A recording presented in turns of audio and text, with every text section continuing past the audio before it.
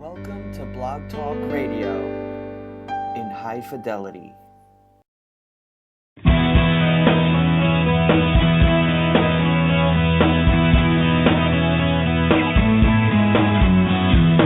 People tell me every day, love is gonna come my way, searching for clues that I hope to find. Want something that's gonna last, I wanna live and forget the past. I know this change is gonna do me good. I know this change is gonna do me good.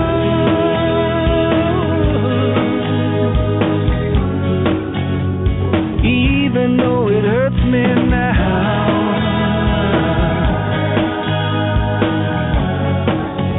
I know this change will do me good.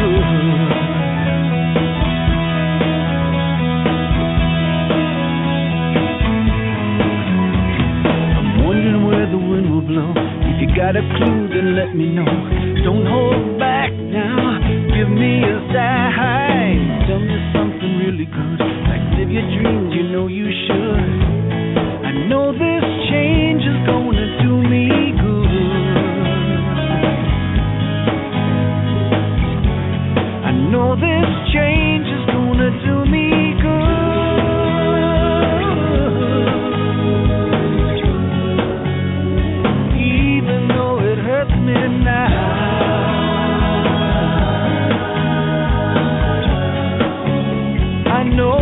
Change will do me good.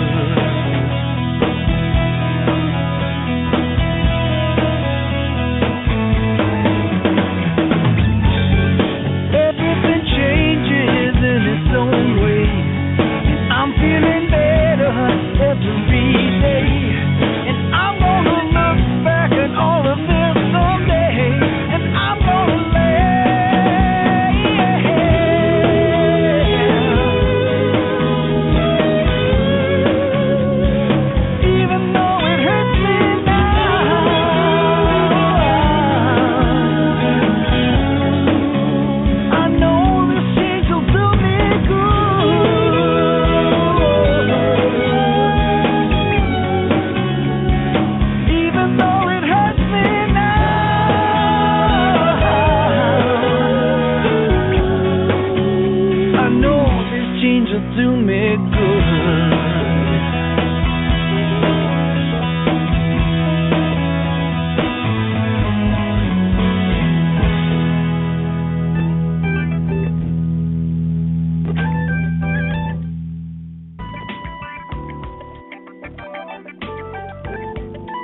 Conference is being recorded.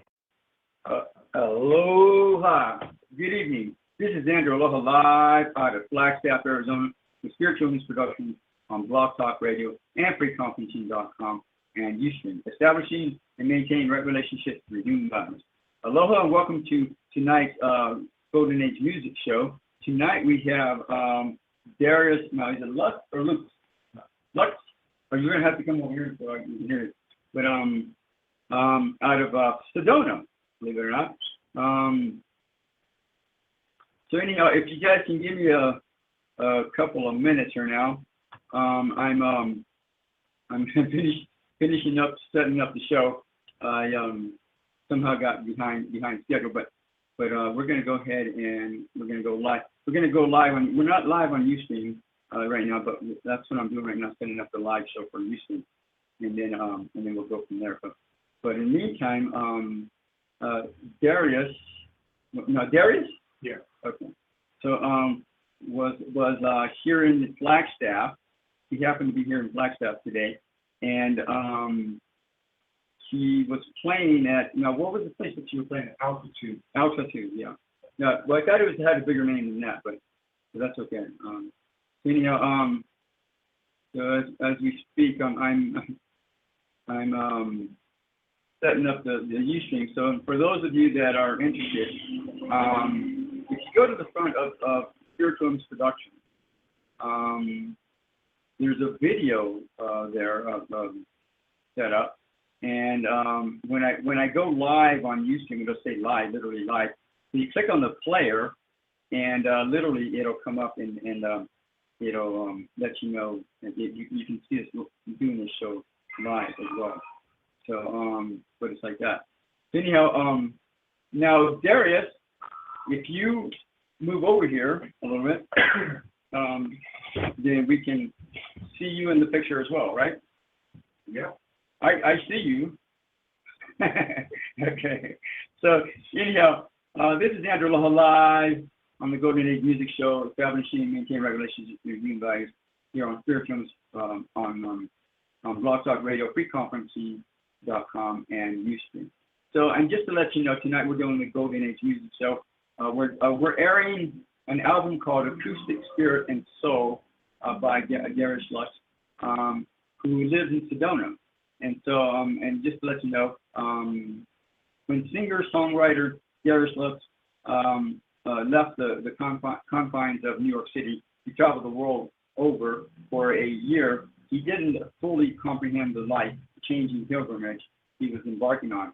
A multi-instrumentalist, a producer and performer, came back as a free thinker and inspirational lyricist, combining his love of 60s songwriting, 70s soul, and 80s pop and 90s hip hop into a current mix of soulful, rock edge pop tunes. Darius found his voice on his debut his debut album called Arise. It took us to the streets of LA for his EP, Time Is Now, and now presents his new album, We the Living. Darius's music is a statement describing how we can take control of our lives. For each one of us, life can be full of different fears, but we have to remember that fear is a choice. When we decide we don't want fear and have chosen to believe in ourselves, instead we find that we begin to receive the things in life we've hoped for. Darius is currently gigging in California and Arizona and living life against the grain. With every spirited note he plays, he urges us to do the same. Take part in the Darius voyage. For more on his music and his one of his latest albums, Acoustic, Spirit, and Soul, you can go to www.DariusLux, and that's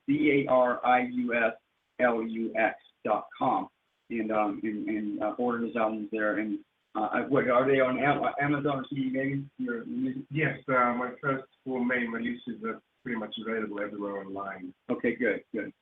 So anyhow, and we're going to come back and talk to Darius here now in a couple of minutes. I do want to give a big aloha to all of our underwriters that help make this show happen from week to week, month to month, year to year, beginning with Maha Bikini Lore at www.mahadikini.com.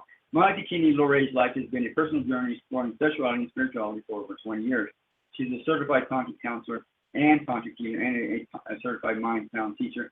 Maha Bikini Lore is also a graduate Margot Non year-long Skydance tantric facilitator training program, as well as a current member of the Association of Sex Educators, Counselors, and Therapists Club, and charter member of the Association of Sexual Energy Professionals. She regularly attends trainings and conferences to keep current with the latest research and information on sexual education.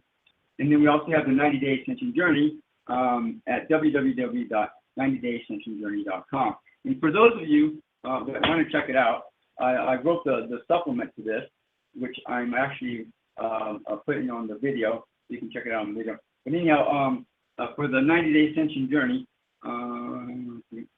when you sign up for the 90-Day Ascension Journey, you'll be facilitated with defining and redefining your soul's true life purpose.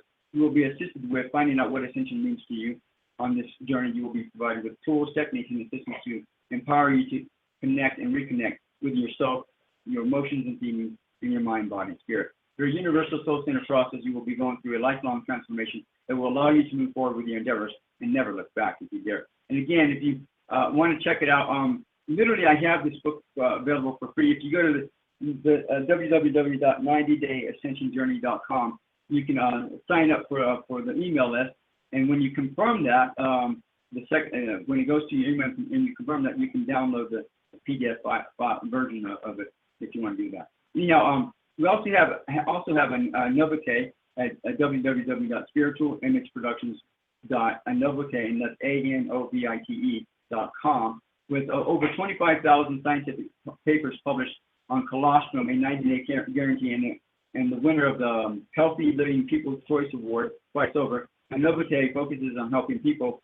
with weight loss, anti-aging, heart disease, diabetes, depression, high blood pressure, asthma, allergies, rheumatoid arthritis, inflammation, gout, lupus, fibromyalgia, Crohn's disease, cancer, ulcers, the polio virus, chronic infections, digestive disorders, Alzheimer's disease, autoimmune disease, thymus gland, mental clarity, maintenance and protection of immune system, synthesis and repair of RNA and DNA, and more.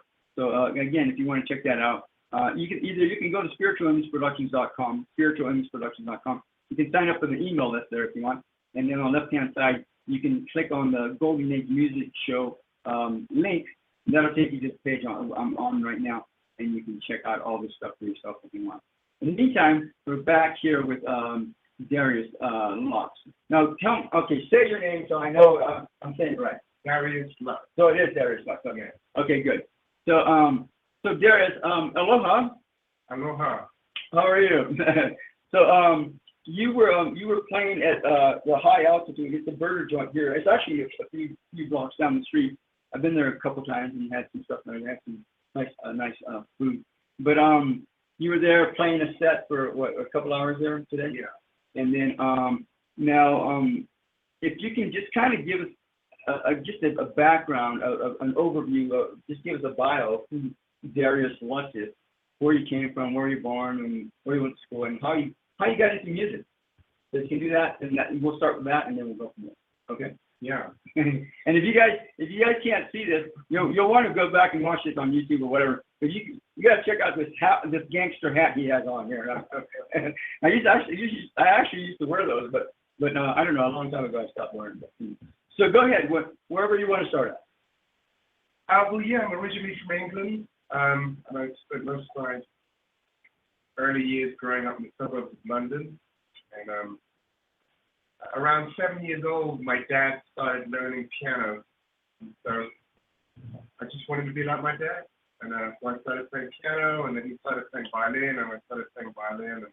And then he kind of stopped doing it just because, as an adult, raising a family, he didn't have much time for it. But I kind of carried on with those instruments. And I was fortunate enough to get into a music conservatory in London. Oh, really nice. Called Purcell School, and that's where I went at 7 years old. Yeah. And so I was there for about 7 years, and that was just an amazing experience. I mean, I was completely surrounded by classical music, playing orchestras, playing Chopin, and Beethoven, and Mozart. They probably have some of the best teachers in the world over there, huh? Yeah. There's just a couple of really good conservatories in London. There's a Yehudi Menuhin School, which is better known, and then there was the Purcell School. And then around about 14, I left that school and I went to normal school, and I just started hearing pop music for the first time. Kind of blew my mind.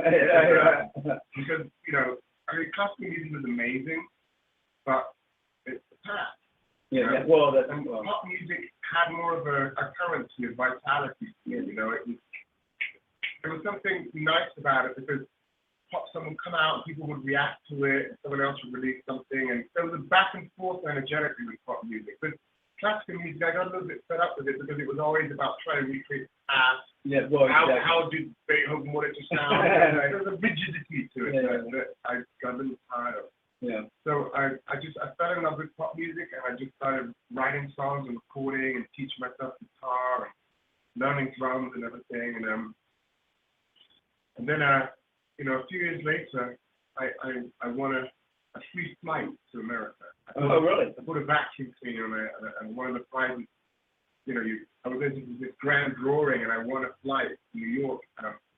And I knew one kid there who was English and American. He'd studied in England, and I'd known him in high school. Oh, so you personally knew him, not just from, just because he was English. Yeah, go ahead. Yeah, and so he'd moved back to New York after high school, and so when I won the ticket there, I went to stay with him, and his mother was from England, and she kind of got talking to me, and she said, "Oh, we create music." And she said, "Well, you should come to this school, Fairlawn College, and I can help you have an interview with the department and see if they want to keep coming over." And oh, nice. everything worked out, you know, and I just never looked back. So you ended up getting sponsored. Yeah, I've been here for like 2 decades now. Oh, I'm really? married in America, and Right. lived in New York, lived in Hawaii, lived in Los Angeles and San Diego, and then moved out here a couple of years ago. So most of you studied at academies and not actual colleges, and that's where you get all the experience from. Yeah, with music training. Well, no, what you don't know is that I graduated from TCU years ago, and when I was there, I did an internship. I still probably am the only drama major that ever did an internship in England, or did an internship overseas. Period. But that is other one, because those guys are all flying around and never got the grade to be able to go do an internship. So anyhow, I did an internship at Regent's College there in Regent's Park, and I took I took several classes, and I went to University of London to do my directorship, my assistant directorship. The guy that was teaching there was also teaching at Regent's College. So I did an acting class with him, and then I did the directorship with him. And then they did the Royal Academy of Dramatic Arts. They invited me to go to school there. But I said, you know what, I don't have the money, but things came out, so I came back. So and it would have been a nice tour to do something like that. But anyhow, so I came back, and then I finished up, and then I moved on. But so anyhow, you were in New York. You never actually went to any other colleges. Those are the only 2 places that you studied music at the most. Yeah, I just went to Saratoga College in New York, and then when I graduated from there, I went straight into Manhattan, and I just kind of jumped into that city and loved it. Yeah. I just some of the most amazing years of my life. Now, what did your parents do when you were growing up? What did they do? Yeah. For a living? Yeah. My dad is a chemical engineer, and so we traveled a fair amount in my teens because of his job. And he was helping do like safety measures on oil rigs. So we lived for a while in Milan. He was there for a couple of years, and we were there for a while. We worked with Ajit. We lived in Denmark for half a year. He traveled around a bit with him through his job. So you got pretty well cultured. And your mom was just a home engineer, or did she do something else as well? She was a home engineer, yeah. That's what we call it. But I mean, you know, for her, I have a younger brother and sister, and as we've kind of like left home one by one, she's coming to her own. So she's a fully certified homeopath. Oh, really? Yeah, and she also does a lot of educating the community where she lives about what vaccinations are worth taking, which ones are maybe not. So that's a good idea. Well, that's a good service. That's a really good service. So that's cool. So now, you ended up in New York, and you never left New York back. You never went back to England to live again. Is that what you're saying? Yeah, I mean, it's been a one-way journey out of London from right. And when I went to college in New York, and you know, I mean, there's nothing to blame except for a ticket I won from a vacuum cleaner. All right. And now, you know what's funny? What year did you do that? Back in '96. 96. Yeah. And I came here to Arizona in 1995, and I basically haven't left since. Pretty much. Oh, I went to Hawaii for a few months, and then I came back. And then I went to California for a few months, and came back. So we've been a lot of similar places. Yeah, Hawaii exactly. and California as well. But I've been to London. I've been to England. I've been to India and a few other places as well. But mostly I've stayed here, and in fact I've been here in Flagstaff for about 2.5 years. But and it's funny because I would live somewhere like for 2 years or less, and then I end up moving somewhere. And then my lease coming up on this apartment I stayed. And I was thinking about moving again. I said, no way, I'm breaking that pattern. So I'm staying here. I don't care what. So I did, and so I've been here for 2.5 years. I'm happy to break my pattern. I don't know what that means, but we'll find out. But anyhow, things go on. But anyhow, so you were in New York. Now, did you get involved in some bands, or what happens in New York after you finish the school, and what happens there? I mean, at the point of leaving college and going to Manhattan, you know, I was very focused on making a solo record and just learning more about the music industry and how to make a record. And so coming out of college there, I interned at Sony Records, which was very eye-opening, just seeing how a big label works and operates. And I was working at Music Marketing Network, which is one of the first music marketing companies to kind of develop what is just normal now. Yeah. Back in the late 90s, what Music Marketing Network was doing was it was connecting artists with their audiences in kind of new ways. So Tweeting the Growfish was a band that we worked with. And they found that, 70% of foodies in the Growfish fans were nice. Yeah. And so this was kind of the beginning of this cross-marketing that's maybe become its own animal now. Yeah, But right. back in the day, it was kind of new and fresh and kind of interesting to see trends that existed.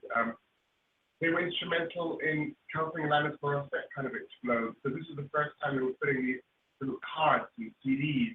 When you purchased it, you fit it in with your information, mailed it back, and then, you get like special offers, free gifts. Yeah. And it was kind of, But mostly you put in your email address, and what are they doing? Collecting emails, so they can get an email. well, I mean, it's Right? the late 90s, and the email wasn't even as popular as it is now. There were only a few people who emailed back then. Oh, really? It was old school, man. Yeah. It's like, you have to mail, late 90s, you buy CD. Well, I mean, really, it is old school because you have to mail it back. You know, like that really is old school. Now you just. But there were people in office taking those cards and building databases and seeing trends between what people listen to and their lifestyle. Yeah. And so kind of the music industry that exists today kind of emerged out of that. That was Exactly. kind of a revolutionary step that company was taking at the time. So now you went through a whole shift in the way music did business, throughout the whole process, and that must have been really intense, I'm sure. But now, were you signed up with an agent or anything like that? And what was your first album? Well, I was working with different companies. I was waiting tables, and I was fortunate enough to get in on a recording project. My roommate from the college I was in, Toronto College, actually got a record deal like before we even graduated. Oh, right. Wow. And we already started making music together, and so I did some songs for his album and got paid very well for it, and that kind of allowed me to then take a chunk of time off and just record my own songs and my own vision. And then from that, I kind of bounced around. I was almost given a record deal by Geffen, and then it didn't happen, and then almost one with Atlantic, and it didn't happen, and then almost one with Sony, it didn't happen. And I was kind of getting a little disillusioned. Yeah. But on the strength of that work that I'd done on my friend's album, I did wind up getting a publishing deal. Yeah, nice. As a songwriter, and that was with Warner Chappell. Oh, nice. And my boss also was an A&R guy at Sony. And so I worked on a lot of his projects. We did stuff with Jennifer Lopez, Daryl Hall, did stuff with him, and had a little hit with this singer called Willa Ford. She's on Dancing Stars every now and then. Yeah. But, so it's just kind of a way of like building my experience and kind of getting a taste for making money in the industry and just understanding how the industry works. Yeah, exactly. Yeah. So then at that point I had a manager. Nice. And so he would help me kind of just, and that was great being a songwriter because it's a nice way to continue to develop your craft but not being on the front line. Because I mean being a front person is a lot of work, it's a lot of pressure. Yeah, exactly. And we've seen recently a lot of death. Yeah. Whether we're talking about Chris Cornell, who to me was the voice of the generation. Yeah. Chester Bennington from Linkin Park, just kind of went the same way as Chris Cornell. But if you rewind further back from that, I grew up loving the music of Michael Jackson and Prince and George Michael and Whitney Houston. Those were like my idols as a child. Yeah. And I mean, it's tragic what's happened to all those individuals in their own ways. And so in retrospect, even though I was chomping on the bit to be the artist and to be the front guy, I'm glad I had that time in New York to just kind of foster my creativity more and learn more about what I was doing and kind of approach what I'm doing from a more conscious level in a way, from a larger perspective than I might have done if I had just been thrown in the middle of it straight away. So, I was there through September 11th, and I was right in the middle of doing production and publishing, and everything was going great. You know, I just had 2 songs that had gone into Billboard and MTV. Nice. That I helped write and produce. And September 11th happened, and you know, I've been waiting a couple of years for these 2 songs to come out. And, you know, the whole expectation was like, great, you know, they're going to do really well, and I'm going to take it to the next level. September 11th happened, and just everything stopped. And those 2 songs were dropped out. Wow. No new music was coming out for 2 months. You know, that's a good point. I hadn't even thought about that. Yeah, that shifted a lot of stuff. I mean, but I didn't realize that shifted music that much. Well, it just stopped all the new stuff, you know, and then I think people wanted to hear kind of peaceful. A lot of back catalog made it back up to the radio again, and Imagine and Let It Be, and there was just like that one big hit, Enrique Iglesias had, you know, Heroes song that kind of dominated because it resonated with people as to what had happened, but it changed everything. You know? Now, let me ask you this. First of all, after that, I think rap took over. It seems like to me. Rap was already taken over. Well, before that happened. Really? I don't know, because I haven't really checked out. B.I.G. and Puffy. They were all. Yeah, but that's old school rap, though, isn't it? Well, I mean, they're still good. Well, Puffy and Jay-Z are still going now. Yeah, well, they sure. I'm assuming they are, but anyhow, do you feel like the rap is just as conscious or more conscious, less conscious than the music before that? I think it depends what kind of rap music you do. I mean, look, I'm not a spokesperson for rap music. Exactly. So I don't want to offend anybody out there. Because, yeah. You know, there are people who know a lot more about that than me. But you're asking me. I mean, I've always gravitated towards what I consider conscious rap. But people have an issue with that, and I understand why they do. For me, I like Common. I like Mos Def, Tribe Called Quest. Those are the bands that I grew up on that I felt had what people call hip hop. Got it. Rap music kind of came after hip hop, yeah. Got it. Rap music is a little more hard-edged. It tends to be, in my mind, a little more material-based, looking at what you own and what you've gathered. So I kind of like that love movement that was coming through Tribe Called Quest and Common and those guys, and that's pretty much the hip hop that I still listen to. Well, but you know, I compare. Okay, I grew up on rock and roll, right? Yeah. And if you compare rap with rock and roll, and you look at the music, rap to me is nothing but a bunch of talking heads. They're just wanting to mouth off and say and just emote whatever it is that they're mouthing off. All right. So that's to me what rap is all about. Yeah. And is it music? I don't know. To them, I guess it is. To us, and the way we grew up, I don't think so. But and maybe it is. Who knows? But if you look at rap, they don't have a lot of instrumental stuff going on. You know, because like with rock and roll, you have the lyrics going on, and then you have some kind of a solo guitar piece or a drum or something. So always some kind of an instrumental thing going on as part of the process, and where you can enjoy the instruments and not just the mouthing off. And to me, rap is just nothing but mouthing off. And yet they have a lot of meaningful stuff that they have that they have in there, but it's just mouthing off for the most part. Are they consciously putting their heart behind that? Are they actually singing that, or are they just mouthing off? I don't know what the answer is. They only know, but to me, that's what rap is. But if you think about the rock and roll that you grew up on, yeah. There's an older generation going, it's not, like Frank Sinatra, it's not as classy as other things, it's not as nice sounding as but yeah, it's that generation. Yeah, I hear that, and I understand that. I mean, living in LA just up until a couple of years ago, I had friends who were big hip hop and rap fans, and I get in these conversations with them, and they would get kind of pissed at me, for having an opinion because it was their life. Exactly. It was the life they were living, and for them, rap music speaks to them now. Exactly. And so I have to respect that. Yeah.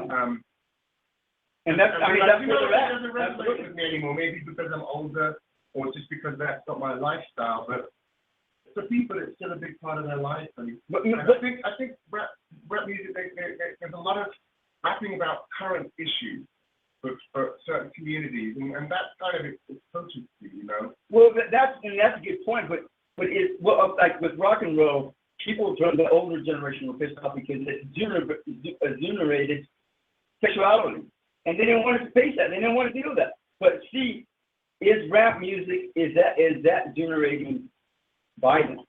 You know, and that's my question. So to some extent, yes. So it's a reflection of violence, but it is like more, and maybe that's a good community. Point. Yeah, maybe that's a good for better or for worse. Yeah, yeah. And you know, I mean, the African American community, I have to say that because he's got to credit them for creating hip hop and rap culture. Got it. It's a community that left out drive over a period of time to the extent where these are issues for them because they're a community that have been given so little that they've got to the point where there is a level of that in their everyday life. Got it. And so that's why I take my hat off to them and I just have to be respectful. Well, and you're right. And you got it. It's not my reality. That's where they're at. And is it health? And the question is it healthy from their point of view or our point of view or not? And maybe it isn't, but maybe that's the process they got to go through, regardless of whether it is. I don't know. I mean, I've become more spiritual as I've gone older. When I was a teenager, I was addicted to watching boxing and wrestling. Yeah, you know, and I'm not even remotely interested in that when I was an adult. Well, I don't have time for that. What are you talking about? I never got around punching people. Yeah, right. Well, yeah. It didn't make me violent watching it. But maybe a lot of that becomes an outlet for people, and maybe they're less violent because they get to put on the headphones, turn it up, and go through it in their head. Well, maybe that's a good point. Yeah. You know? So you earlier, I came across the information. You basically went on a pilgrimage. You said, okay, I got to get out of here in New York or whatever, and you took off. What happened to Darius? Well, September 11th happened. Yeah, I mean, it was like a gong went off in my head. I spent the last 3 or 4 years since graduating college, like, so focused, sacrificing so much for my dream of music and doing everything I could to write and get on records that were going out in Billboard, MTV. It was starting to happen, and then it all just ended in a flash. With that happening in Manhattan, I mean, everything just stopped for months. People couldn't just go back to work again. I mean, what happened was just unheard of in a city like Manhattan that never stopped. It stopped, man. It stopped. And people were changed because of this. For me, what was your personal experience with all that? Well, were you numb? Were you blown away? My girlfriend at the time, then my wife, she had just started a new job that day. Oh, really? And she was way uptown. It was a new job. I didn't know the number. I didn't know where she was. Wow. And, for me, being a musician, I got up at 10 in the morning. I didn't have to be at a job. Right. And I just went about my day and I put on the news and I was like, holy smokes, what? That footage of the towers. Yeah. Went the down. coming over. And then it was like, then boom, everything changed, and all the power went, phone lines went. I couldn't get in touch with particularly my girl. Yeah. And so I just had to sit still in the apartment and I could see the smoke gathering out in the East Village. So it was like over on the, south of me. But from where I was even, you could see that smoke rising up and the helicopters coming in, the National Guard came in, the state troops come in. Wow. Everyone had left their office and come back home. Manhattan went into a state of emergency. And I never saw the city the same after that. I never saw the goals I'd had the same. Suddenly it wasn't about having a #1 record or just getting on any project just to get on it. It was like, wow, it was a rude awakening and a slap in the face. Yeah, right? What am I doing here? And it was an awakening. Exactly. And so, what, you and Tiffany just took off after that, or what happened? No, I mean, I was still under contract. Oh, really? Publisher, and so it took another year of just slowly kind of dialing everything down, and just reprioritizing, and I've been so focused for so many years, living in the city and just focused on my goal, and suddenly it's like this explosion of consciousness. I wanted to see the world. I wanted to experience something, but didn't want to be in a little city like Manhattan like a rat. You know, I wanted to go off and jump in the ocean and climb mountains. And so, you know, me and Tiffany planned to do that. You know, big leap we took. And I'm talking about it today. I'm like, I'm so glad we did. Especially then. You know? Yeah.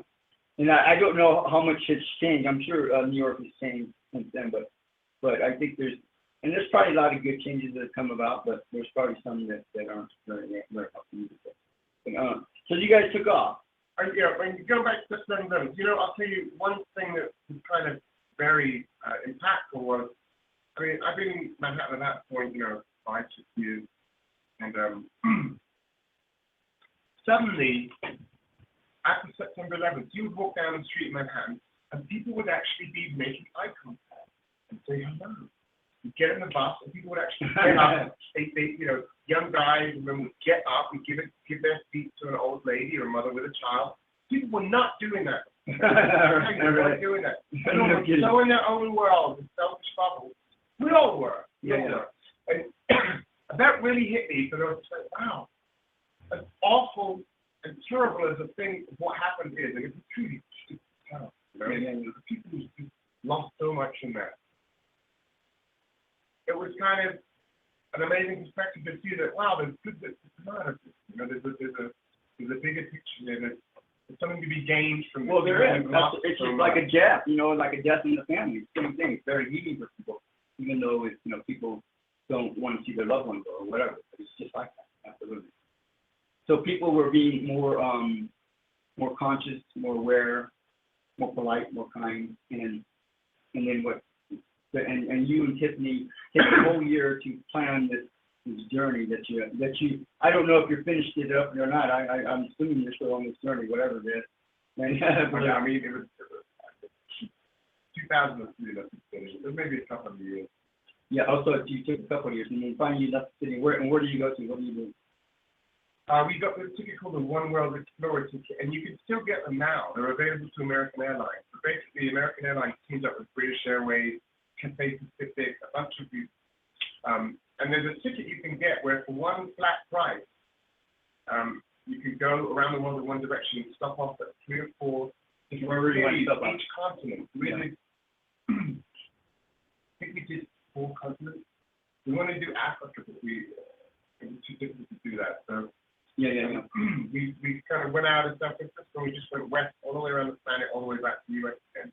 And it was a year-long trip, just a backpack. Wow. So we went, you know, west out of Cali straight to Hawaii.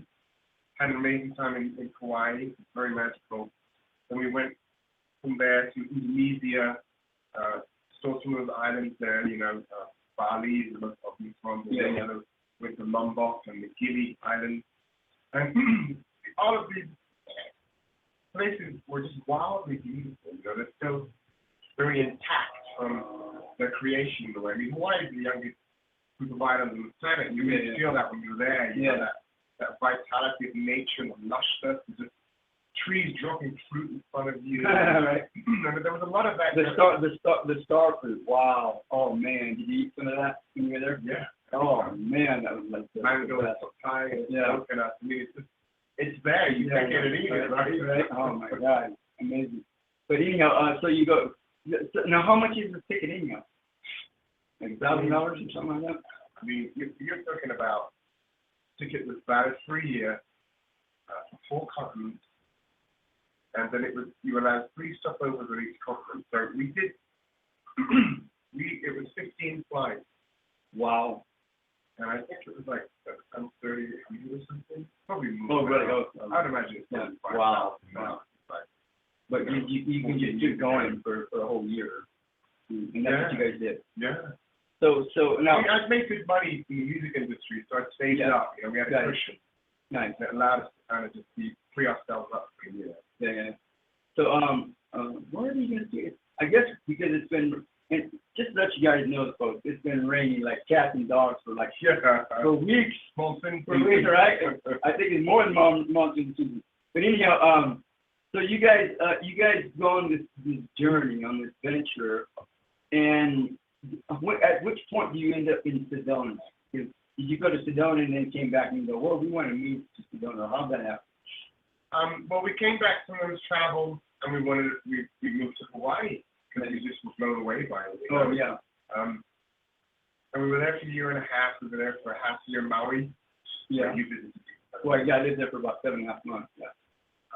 Maui was difficult because kind of you either live in a mansion or a tree. Yeah, exactly. Nothing to be a tourist or a traveler. Well, no, I was okay with where I was living at and what I was doing, but I didn't have a vehicle to get around, and that's what made the struggle for me, a struggle, if there was a struggle at all. But finally I said, I think I got island fever or whatever. There's too much water. I said, I got to get out of this water. I'm out of here. So I did. I came back and then did the tour with Amici. So you're Maui for all the islands for a year, or just Maui for a year? Maui for 6 months and then Oahu for a year. Got it. And the thing is, when I left Manhattan in 2003, I'd become a bit disillusioned by the music industry, and I wanted to quit music. And so traveling around the world for a year was kind of a quest of what do I do next. And I thought I was going to be a yoga teacher. I thought I was going to build houses out of mud, Adobe style, like all these very extreme, ideas that I was very mesmerized by at the time. Yeah. And then you kind of, then I went to Hawaii, and it's just like the reality of all that kicked in. And it's not, the island, the fever of being on a little island like that. I mean, something it's like I miss the city. I've grown up in London and in New York most of my life, and so suddenly, maybe a year into Hawaii, I was like, I want to get back to the mainland, and I just wanted that diversity again, to get in the city and that feeling there. Yeah. So we moved to LA. Well, we moved to San Diego 6 months and then LA. Got it. And LA was like 8 years. Oh, really? Wow. Like borderline torture. Oh, man. No, I lived in LA. I was there for the LA riots. Oh. Literally. I got there a couple of weeks later, the riots. In fact, I had just got a job with a coffee shop in Beverly Hills, and I went to bed early. And the next day, I took the bus and went right downtown Los Angeles. You hear all these bells going, water all over the place, glass all over the place, and fires, and I'm going, wow, what happened? And you're right, so I get to Beverly Hills, and I couldn't even go home because they closed down the buses because there's so much smoke and too much stuff going on. So anyhow, but I was there only a few months, and believe you me, that was plenty of time in Los Angeles for me. Finally, I said, I'm out of here. I'm getting out of here. So I did. I left, and then I eventually ended up doing black stuff. So and now, what's the music scene like there in Los Angeles? What's going on there? It's pretty abrasive. It's pretty caustic. Yeah. I mean, I had really positive, for the most part, experience in New York. I mean, I've grown disillusioned to get after September, but there's a lot of other reasons why. But my experience has been good. I've made good money. I worked with good people. I've made good deals. LA was a lot of smoke and mirrors, In New York, my experience was if I met somebody who talked about a project, it would happen. In LA, I would meet people talk about projects and it would never happen. Yeah, exactly. Wow. So, I began to kind of see what some of my East Coast friends meant, or their comments about LA. Right. I began to see a bit of truth in them. But I say it was torture. I had some great years there, and I had some important experiences. It wasn't easy. Now Manhattan, everything kind of came easily to the point where I took it for granted. Yeah. LA, it didn't come easily, and so I had to learn the flip side industry. Started to get there. I mean, I had a band there, and I worked hard, loaded, played songs that strip a lot. But it's just hard to get ahead in a place like that. Everything's very expensive. Yeah, exactly, right. Musicians are kind of devalued by how saturated it is with musicians there. So you kind of, the other side was as good of a lesson, It left me no illusions. But I mean, I'm happy because it really focused me beyond what I even thought possible for myself. So, because a lot of money in New York, no money in LA. Oh, yeah. But when I walked out of LA was I walked out resolute. I walked out knowing that I'm doing this. I don't care what happens. I'm doing because I have to do this. The musicians, Who I am. the musicians that really want to make it are the ones that are gonna make it. And so you decided to commit to making it in the music industry, and that's what I hear you saying. That's right. Yeah, and whatever scene that is, I mean, over this whole expanse of time, the music industry has really changed a lot. You know, and I think the last 5-6 years, the internet has made possible for what I do that only a label could have done. The outreach I have now, I can reach thousands of people and have them experience the music and get feedback from them, and so I kind of enjoyed going with that journey as well. Like the album I released, 426 Spirit and Soul, was called We the Living. On that album, I sent out an invitation on the internet, Facebook and email newsletter, and I had people send lyrics in, and I built a song out of people's lyrics with my words. We set the music to it, we shot it, we made a lyric video for it. And there was another song called The Happy Song, and I did this thing where I asked people to send in pictures and videos of things that make them happy, whatever it is. Yeah. And we made a video of a collage of just other people's content. Wow. And I couldn't have done that a few years ago. And now but you can pre-sell your album before it even comes out, and not be limited to even the United States or just Los Angeles. I mean, all over the world, people can buy your album right there on the spot. Yeah, that's very comfortable. The internet has changed. Spotify, I have like a lot of listeners in South America. Oh, really? You know, Napster or Rhapsody, I have listeners in Holland and France, and I'm like, well, so now those are places you got to go to now and do concerts. I would need a few more listeners to get on the plane. But anyhow, so your first album, when did you do your first album? Which one? What was it called? First album was called Arise, and released that in 2008. Okay. After getting to LA. Yeah. It kind of came out from traveling around the world. It's not a world music record. It's a Western pop record. Yeah. But the inspiration behind it came from that journey and just feeling limitless and so it's a very inspired record, you know, and it still sounds well today, you know, it's another So anyhow, and then what how many albums do you have out right now? I have four available online. Yeah. Okay. And then the one that we're talking about, Acoustic, Spirit and Soul, is that what it's called? Yeah. When did you come out with that one? I released that one. Well, I made it in 2014. I released it in 2016. What happened was that in 2014, my wife Tiffany got really sick. Oh wow! We couldn't find out what it was. She couldn't eat anymore.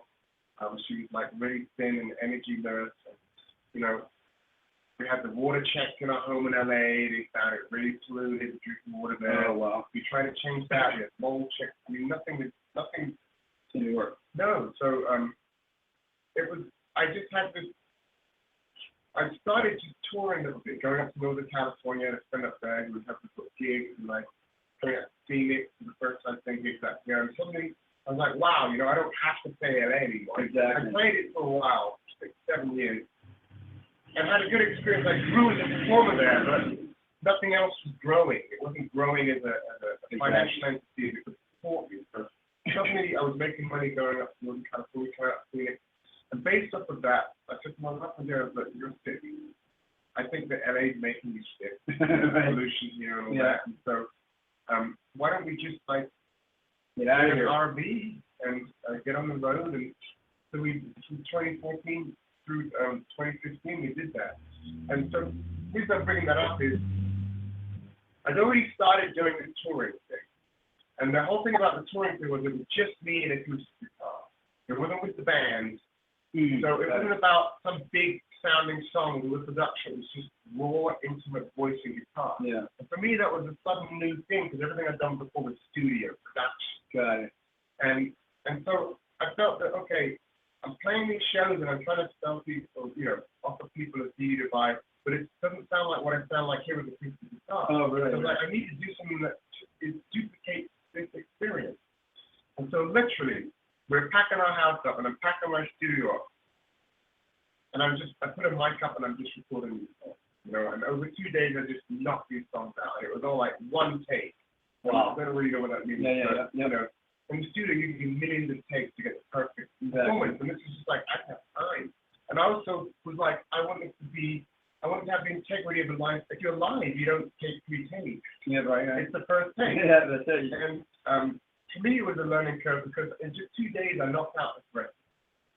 With all these just live performances on. And I was very self-conscious of it. It took me a while to release it because at first, all I heard was the mistake. I could have done that better. I could have sung that better. Yeah. But I just kept it more and more as I was touring and I started printing it out. And I was getting great feedback from people that were loving this record. And it was an education for me because I was like, well, making music is not about making something perfect. It's not about making something where every note is in tune and every rhythm is in time. It's about making something that touches. Exactly. And but see, in sales and marketing, when you make a sale, it's not typically, most of the time, it's not because of the product. It's because of you. And when people buy from you, it's because they like you. They like who you are. They like your product. And so, yeah, they're going to buy whatever you sell. No, with errors or no errors, they're still going to buy it because they like you. And so whatever you're putting out there, you know, whatever you're doing out in those live venues, you know, they like that, and then you're making them laugh. You're giving them a good experience, and that good experience, and the only reason they buy the album is because that's a physical item that helps remember you and that experience, because they like that experience. So it's like that. Anyhow, so you start selling albums, and it just they started going at hotcakes, and they still are. That right. Acoustic CDs, right. It's like people seem to love them. And so then I decided to put it online, you know, and I kind of got over my self-consciousness of it not being perfect. Yeah, exactly. And never will. Artists are like that. I mean, it doesn't matter what kind of artist they're. Ongoing project. I mean, no matter what. So you got to cut. You know, you draw the lines over and just move on. You go forward. Yeah. So you did that. Good job. And then so what you're playing in northern Arizona and northern California and Arizona. No, I don't know. Not California anymore. I mean, I'll probably go back there at some point. But no, you're in the RV at the time. Yeah. You guys are working. And, you know, we were in the RV for a year, and we were mostly going San Diego up to Seattle and back. So the whole West Coast. Got it. Paso Robles, Bay Area, Humboldt, Eureka. You know, you got Eugene, Portland, Seattle and back, and then somebody said, you should check out, you know, that Amsterdam area. And like, really? You know, it's not really touristic. Right. Yeah, right. We did go up there, and I honestly, I couldn't even get a gig at first. That was what was funny. I went there, and I was like, yeah, I'm just spending money. I'm not there. Yeah. But we just connected, and like things unfolded in a magical way. Yeah. I don't know any other way to say it than that. Like, me and my wife went to Sedona for one night. Oh, and really? that one night, I met another musician, Eric Miller. I think you know him. Yeah, I know. Yeah, and he just kind of opened the door to Sedona to me. He helped get me some gigs. I saw a band playing called the Adara Blake Trio. Yeah. And I'm friends with Adara now. She's one of my best friends. Yeah. And the two people she played with me now. Oh, and I didn't even know I was meeting them. I went through that one night. I met 4 really important friends and musical comrades that are just even more important to me now. Yeah. And so kind of everything flowed from that business, you know, and just there a couple of times after that, played them more and more. And then the moment was summer of 2015, we weren't sure what to do next. Now, is your wife, I don't know if you're married at this point or not. Yeah. Is she better now, or what's happening? Yes, she did. During that year and a half of touring, she pretty much came back to full health. Yeah, wow, amazing. You know, I mean, our parents, they thought it was crazy that she was so sick. But, you know, I mean, health is not a rational thing. I mean, if you go up, because I used to live in Victorville, and you could see the pollution over the desert, over the hill. You could see it. all over Los Angeles, and then and you drive in there and you go, oh man, but I know what you're saying. That's it. I mean, when I was first there to Northern Cali out of LA, I wasn't thinking of leaving LA or California. I was just trying to expand the bubble. And I was at a friend's home in Northern California, and she had this big aerial shot of LA on her wall. And Right. It was supposed to be a LA from the air. Yeah. And I remember I stood and looked at that picture, and it looked like a big dust bowl. It was disgusting. Yeah. And then, at the top of the picture was like Ventura and Santa Barbara, and at the bottom of the picture was like, San Clemente, those areas, the kind of north and south. And some of it got all green and nice, but and I was like, man, we lived there. Like, get out of there.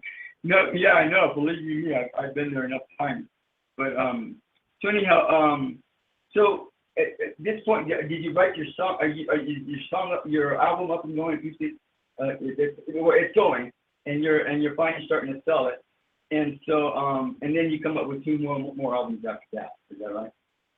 Well, Acoustic is sort of the last one that was put out officially online, 2015. And so in the last year, I have been more successfully thrown, or I've been able to move my studio from LA there and set it up. And so I'm just finishing up the 5th album called Dreaming the Light. Okay. And I put a couple of singles out there online over the last year, and just getting in gear with that, I mean, the journey continues and it changes and it shifts, right? I've just become obsessed with making a timeless classic album, and so it's been a labor of love because the current thing is something very electronic sounding, and it is amazing to make a record on a laptop now, but for me, I've spent so many years in the studio and around other musicians, and I've had this appetite to learn, and I play all these instruments, and I'm working with real great live musicians now, and so this new album, Dreaming the Light, to me is about making a record that could have come out at any point in the last 50 years, meaning it doesn't have electronic stuff in it, it's just piano, organ, drum, bass, flute, acoustic guitar, voice, acoustic guitar, and really there's an art to recording and working with those instruments, piano, drum. Because when you play those instruments live, it's not the same energy as electricity and playing something live with some kind of a computer or whatever. It's not the same. It's just not the same at all. And that quality is not the same. I don't think I mean, if somebody's really good with a computer and they can really make something that they've got it mastered, and they can really come up with something good, this good stuff can come out, but it's still not the same quality. If I was 18, still, I probably have a laptop in my bedroom making the. It's a lot cheaper. Well, it's a lot cheaper that way too, of course. It makes sense. Yeah. But, I don't need to do those kind of records now. It wouldn't be authentic. It wouldn't even be good. But I can make a great record. I can make a timeless record, and I'm just loving writing to real instruments and recording them and getting real musicians playing and I was talking about doing things in just one take, with sort of the soul, which has been necessary, and that's kind of been the kudos for the the modus operandi for this latest album. Is like a few takes as possible. Yeah. Get the raw energy. That's a good point. Connection. Yeah. So now we got about 30 minutes left. So, and it's been nice talking to you because you got some interesting stuff to present and experiences. And so let's go ahead and pick a song. And I don't know what you want to start out with. Let's just go ahead and from your acoustic your experience, so and go from there. Sure. Let's give a taste of the are those the ones you have on the right hand side? Yeah. So, let me just see what else. Okay. What's below there? Okay.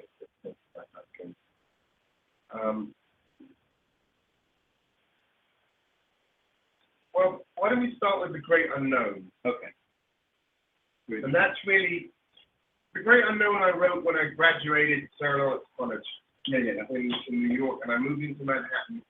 Suddenly I wasn't in the comfort zone of school anymore, and I was completely alone in the city, and I just sat down, and I've never really written with a guitar before either, and I just wrote this song, The Great Unknown, which is just like I'm stepping out into the great unknown, and, you know, and my path is the only road that I roam, you know, it's the moment of defining myself.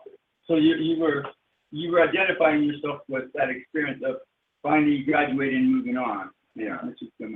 All right, so let's send out love, blessings, healing, dangers of light and love to all the musicians out there and their partners of that. And we'll come back and play some more. The Great Unknown by Darius Lux from his album, the Acoustic, Spirit and Soul, and we'll be back.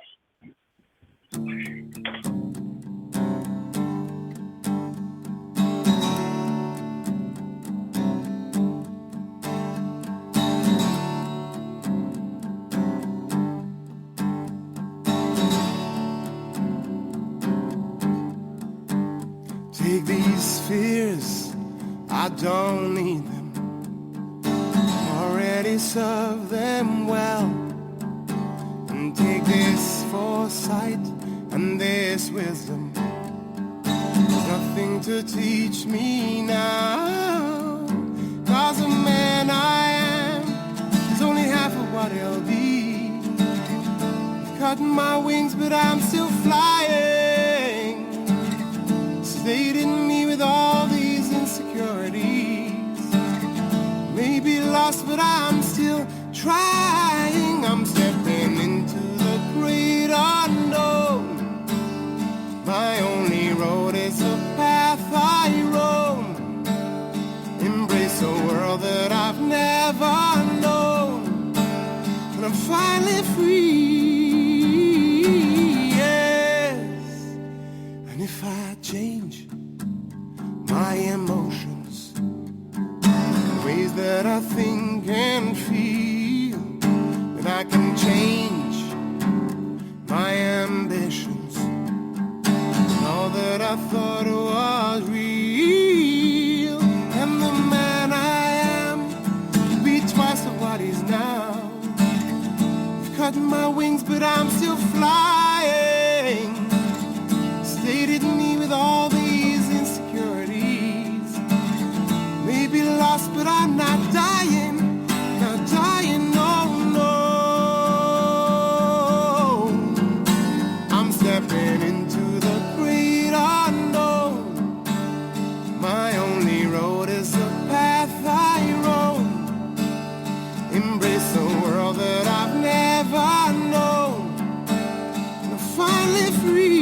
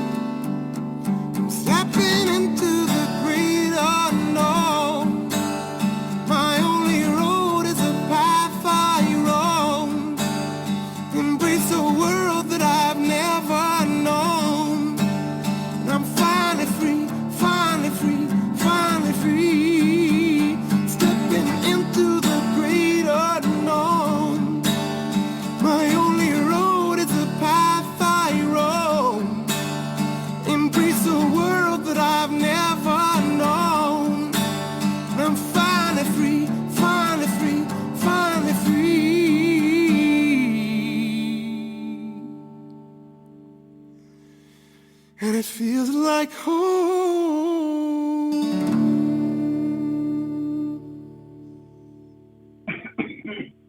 And we're back. This is Aloha live out of Flagstaff, Arizona, with Spiritual News Productions on Blog Talk Radio and freeconferencing.com and Ustream, establishing and maintaining right relationships through you lives. Tonight we're doing the Golden Age Music Show, talking with Darius Lux, all the way out of Sedona, with his album Acoustic, Spirit and Soul. One of 5 albums that he's already come out with. And so hopefully when he comes out with this next album, he'll come back on with us and talk to us some more. And we'll air some of his music. So anyhow, now you know what? I was just thinking earlier. Have you played Turkan music at all? You know what that is? Yeah. Well, I trained as a yoga teacher. I went to Nepal in the Himalayas And so, I mean, I've experienced a lot of music. I have a feeling he went really well in that arena. I don't know why, but I'm just saying. You might want to check it out sometime. So anyhow, one of the albums that Darius has come up with is called Acoustic, Spirit and Soul. And now you did that right before you went on the road in 2014. Is that right?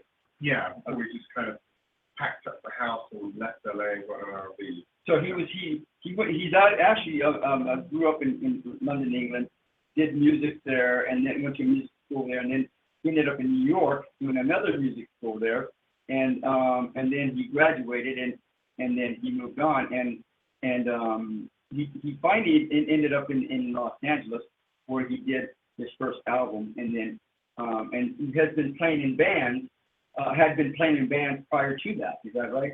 And then and in studios as well. And finally he said, well, he started going on his own, doing his own gig in Northern California and also in Phoenix, Arizona. And then finally ended up saying, well, screw it, I'm just going to do my own album on my own, make it acoustic, and then put it out there. So that's what he's done, which is this album right here, which is actually a very popular album, one of your top-selling albums, not top-selling albums, I understand. So anyhow, somehow he ended up in Sedona, and that's where he's going since. So again, we got about 22 minutes. Let's go ahead and play some more music, and then we'll come back and talk to you some more about your album and stuff. I'll play Listen, because chronologically, Listen I wrote after going around the world for a year. Got it. And it was a return to music for me, because in my head, I quit when I left. And then by the time I moved to Hawaii, after traveling for a year, I felt I wanted to make music again. And so I wrote a song called Listen, which is about listening to your heart. I was reading a lot of Eckhart Tolle at the time. And yeah, I think I remember that song. I really like that song, too. I can't remember. Oh, it's further up. Is it up? Can you see it yet? It's right near the other one. Oh, Great Unknown. That's way down here. So hang on, let me find it first, and then we'll play some more up there. There it is. Okay, good. So we're going to play Listen. We're going to send out the Love, Blessed, Healing, Angels of Light and Love to Darius, you and your wife and all your family and friends. Of course, to me and my family and friends. We're going to send out Love, Light, Blessed, Healing, Angels of Light and Love to the President of the United States and all his entourage. He needs all the help he can get, and he really needs to listen to his fans, his people, because I think they're the ones that are going to help steer him in the right direction. So I think he really does need to listen to the people, because they will let him know what needs to happen to him. So anyhow, Listen by Darius Lux from his album Acoustic, Spirit and Soul, and we'll be back.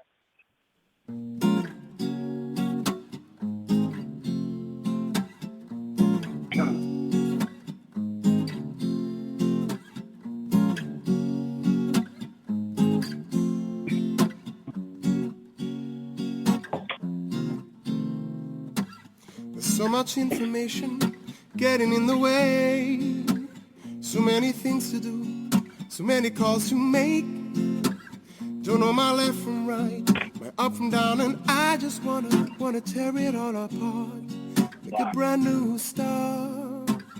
Too many TV screens and magazines in my face, feel like I'm sinking, that I'm lost without a trace. What are we all looking at?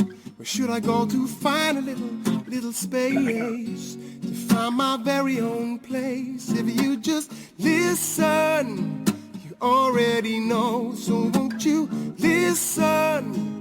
You'll know where to go. Listen to your inner voice. You'll hear the beat of your heart. You're free to make your own choice. There's so much talking, but who's really speaking to me? There's so much rushing, but I rarely see any speed. I feel like hitting out and screaming loud, but I don't wanna hurt nobody close. Just when I need to listen more. So when you listen, you already know. So won't you listen? Enjoy as you go. Listen to your inner voice. Hear the beat of your heart. You're free to make your own choice. So many people, they're gonna tell you what to do. Do this, do that, it's so hard to break through. I know it's easy to just stop feeling, but I wanna know what's up with you. Listen, you already know. Come on now, listen, you'll know where to go.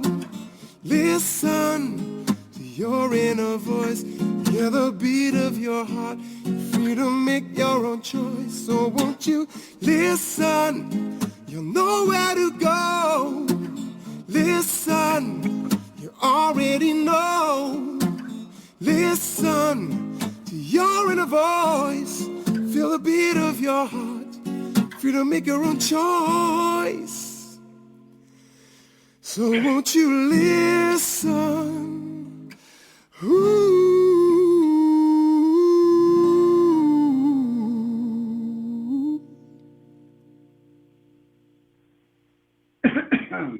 And we're back. This is Andrew Aloha live out of Flagstaff, Arizona, with Spiritual Illness Productions on Blog Talk Radio and freeconference.com, and we should establish and maintain right relationships with you guys.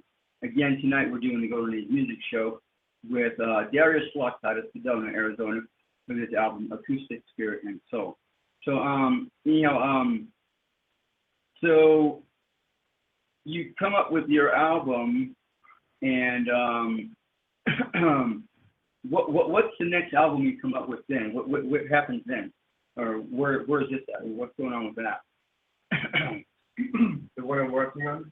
No, you had a third. Is your Acoustic, Spirit, and Soul was your second album? Fourth. Oh, was the fourth? Yeah.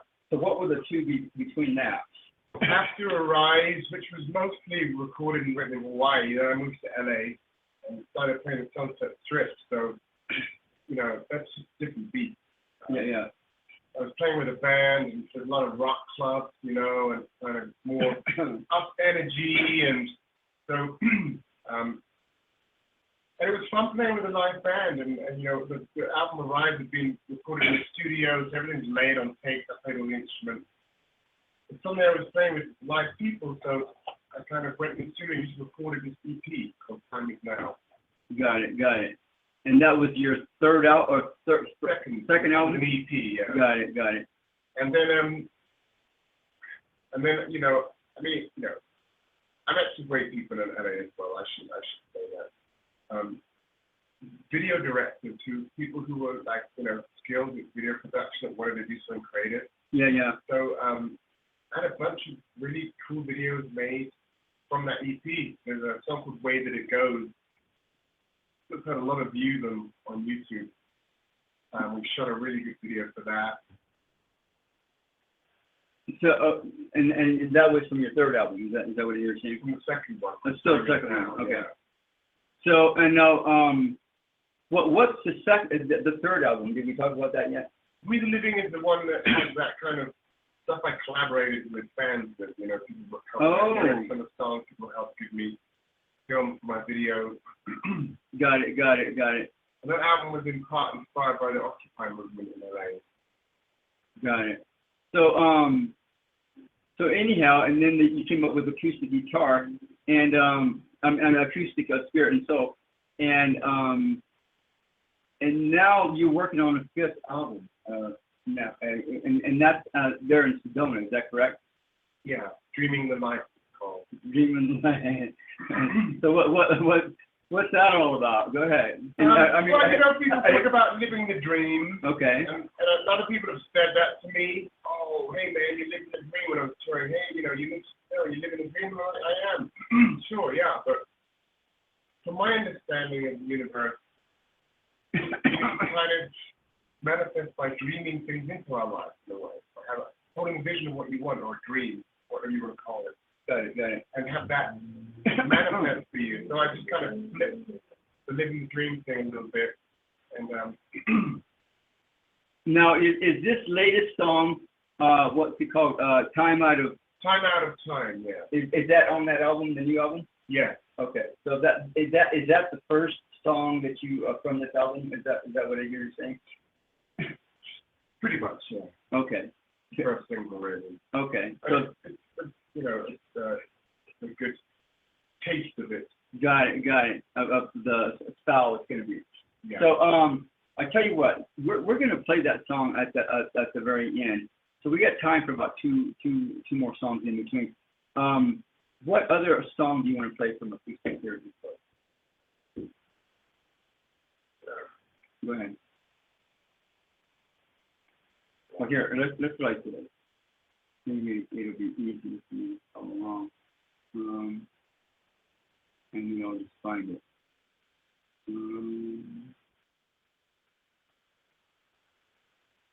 So those are all your. Okay.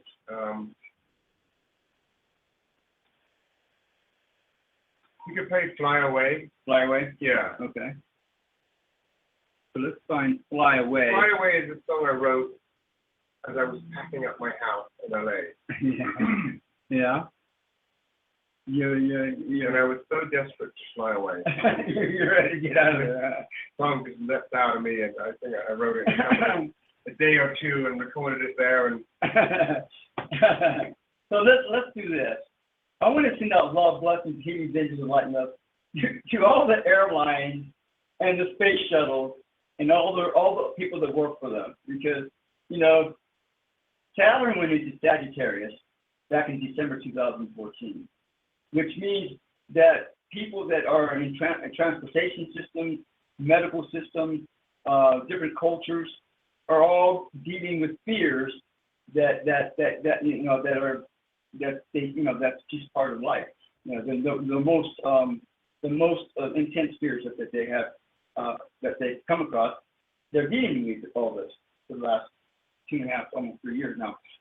So anyhow, so that's what's been going on, and why all these airlines are they're getting the fingers pointed at because they're having to deal with the fears. They've been a lot of the stuff has been going on for years, and they haven't been dealing with it because nobody's pointing them out. But now with the internet, it's like occupy this, occupy that, and cops killing people and all this other, all these little things that people have going on in their lives or in their corporations, they can all be brought to the public, and they're forced to deal with those issues because now and that's how you deal with bullying. When there's a bully in the area, you put them out, you call them on their crap, on their issues in public, and I guarantee you they're going to change those behaviors right away most of the time. So anyhow, anybody that you want to send out love letters, you name with love letters to right now. Let's fly away.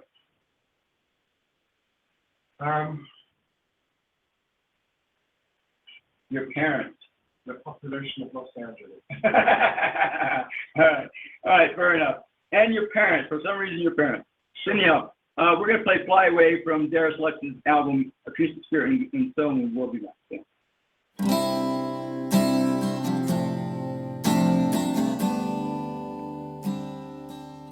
Playtime.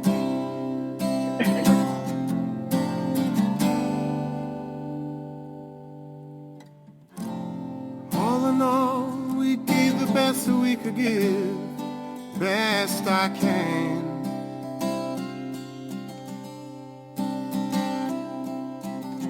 And now it's easy to look back and see the mess we never planned.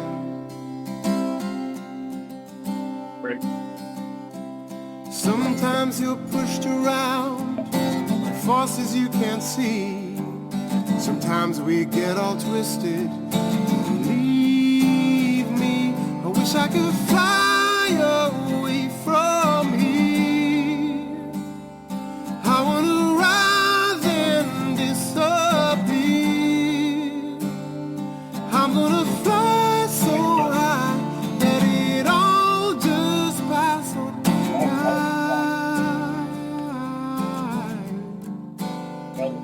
I wish I could fly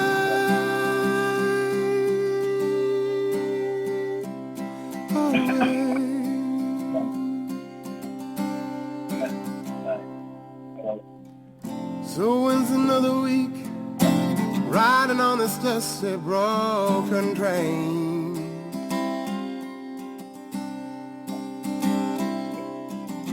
We watched the road a million times. We know how to mask the pain. Sometimes we only see the things we want to say, and it wasn't your intention to deceive me. I wish I could fly away from here. I want to rise and disappear. I'm gonna fly so high that it all just pass on by. I wish I could fly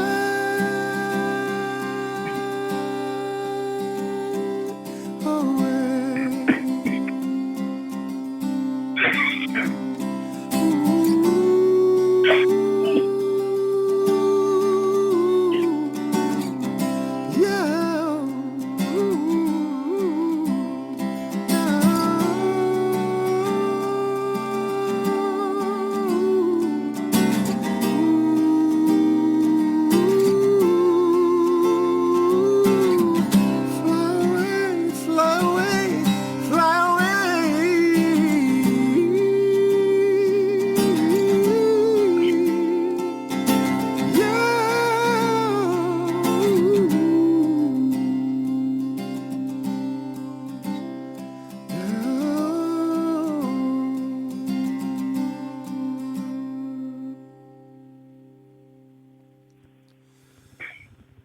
Now I am flying away from here.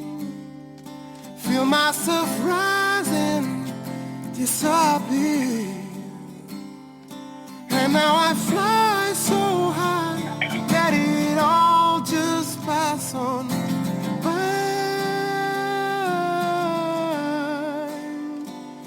Now I can fly.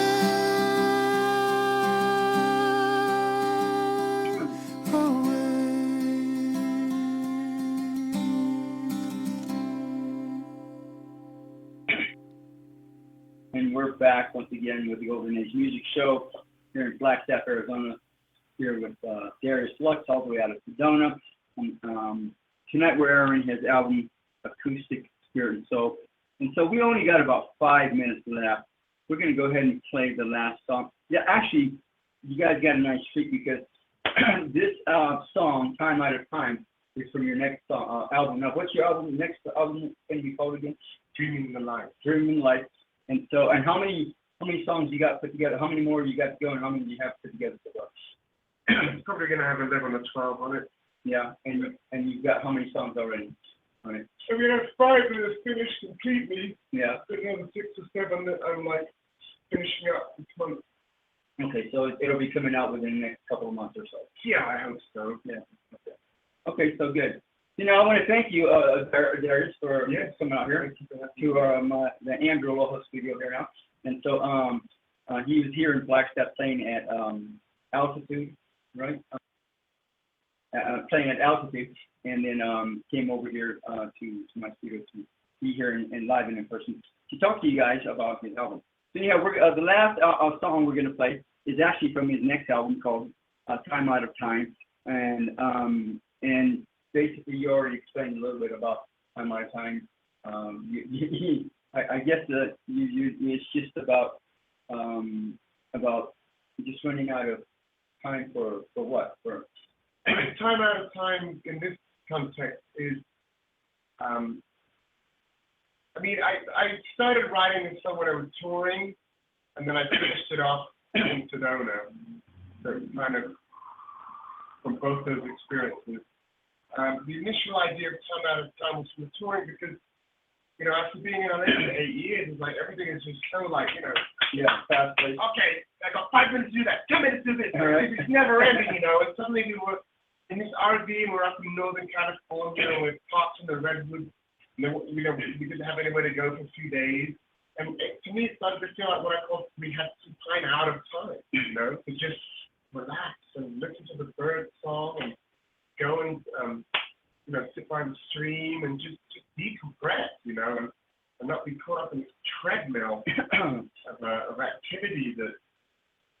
that we had been in. And then, you know, I finished up the lyrics during election time last year, actually. The lyrics in the second verse: turn away, turn away. Don't let that anger permeate into your day. There's no solution in staring down a long dark hole and feeling oh so pitiful when the light of day is already knocking on your door. And I just felt there was just so much anger and negativity with that election. Every time you couldn't look anywhere else. You know, it's just everywhere. They were talking about it on like a TV screen, and it's like, I got to turn away from that. I can't let all of that anger into my life, you know, and so it took on a different meaning, that song, being completed at a later date, but I thought it still made sense with the lyrics, that your time to yourself is yours, and in a way you need to defend it. So we are Keep it pure. We are out of time. We're going to play our last song for the night. And again, this is Andrew Aloha live out of Flagstaff, Arizona, and Spiritual Illness Productions on Blog Talk Radio and freeconferencing.com and Users. Establishing and maintaining right relationships between human values. We're doing the Golden Age Music Show with Darius Lux out of Sedona with his album Acoustic, Spirit and Soul. And this song that we're playing right now is actually from the next album he's coming out in the next couple of months. And so you can look out for that. www.dariuslux.com if you want to check it out. DARIUSLUX.com and catch it there. You know, thank you once again, Darius, for coming out here. Thank you. And then we thank all of you guys for stopping by. Have a God-guided weekend or week. Be the love that you are, always have been, and always will be. Aloha.